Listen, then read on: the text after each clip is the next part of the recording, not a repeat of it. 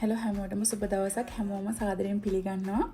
මාත් එක්ක මගේ වීඩියෝත් එක්ක ඉන්න හැමෝටම ගොඩක් ස්තුතියි.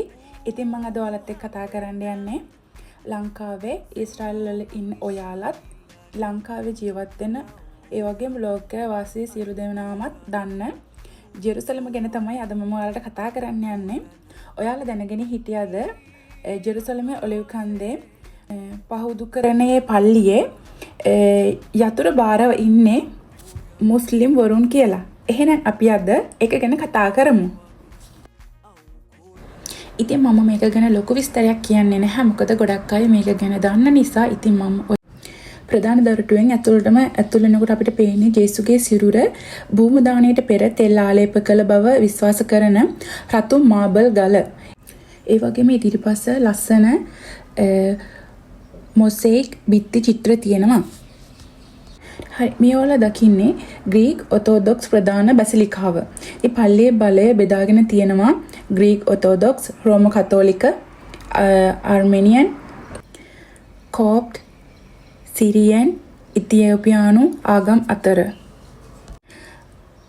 දැනටමත් ඔයාලා වීඩියෝ නරඹලා තියෙනවා කියලා මම දන්නවා. ඉතින් ගොඩක් කරුණු ඔයාලා දන්නවා. මම ඉතිහාසයේ කරුණු ටිකක් ඔයාලත් එක්ක බෙදා ගන්නම්.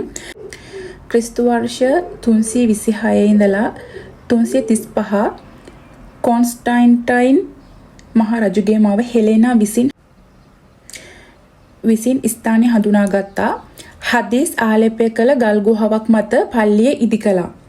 ක්‍රිස්තු වර්ෂ 1009 ඊජිප්තු ඛලීෆ් අල් හකීම් විසින් පල්ලිය නැවත විනාශ කළා. ක්‍රිස්තු වර්ෂ 1048 බයිස්ටයින් අධිරාජ්‍ය විසින් නැවත ඉදි කළා. ක්‍රිස්තු වර්ෂ 1099 කුරුස යුද්ධකාරීන් විසින් වර්තමාන ආකෘතියට ගොඩ නැගුවා. 2016 සිට 2017 දක්වා ඒ අතරතුර ඉතිහාසයේ පළමු වතාවට ජේසුගේ සොහොන් ගල යටින් පුරාණ ගල දකින්න හැකි වෙනවා.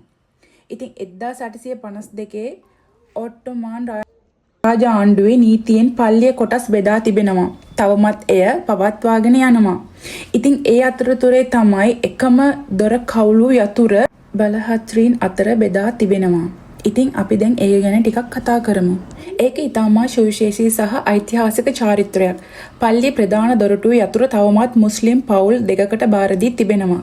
මේක ස්ටැටස් කූවෝ නම් ගිවිසුමේ කොටසක්. මේ ඔයාලා දකින්නේ මේ පල්ලියේ දොර වසන ආකාරයයි. යතුර ලෝහ යකඩයෙන් විශාල, ඒ කියන්නේ අඩි 1 පමණ දිග. ඉතින් මේ පවුලේ සමාජිකයින්ට ගෞරවයක් ලෙස සැලකෙනවා. ඔවුන්ට ආගමික සමගිය සංකේතයක් ලෙසත් ඔවුන්ව හඳුන්වනවා. යතුර බාරව පවුල් දෙකක් ඉන්නවා. ජුදේහා අල් හුසයින්ගේ පවුල, නුසෙයිබෙහාගේ පවුල.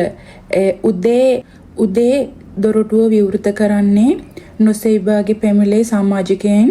ඒ වගේම රාත්‍රී දොර වසා දැමීමත් එම ආකාරයටම සිදු වෙනවා.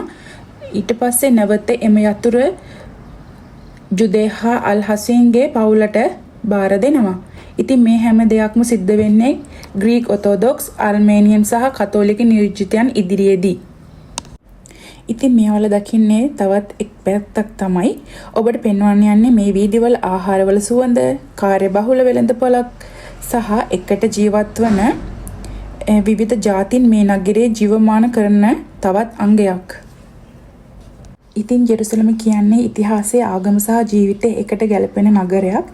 මෙහි ගත කරන හැම මොහොතක්ම අපට මතක් කර දෙනවා නගරය කියන්නේ සරල තැනක් නෙවෙයි, ඒ කතාවක්. අද මා සමග මේ ගමනට එක් වූ ඔබ සැමට ස්තුතියි.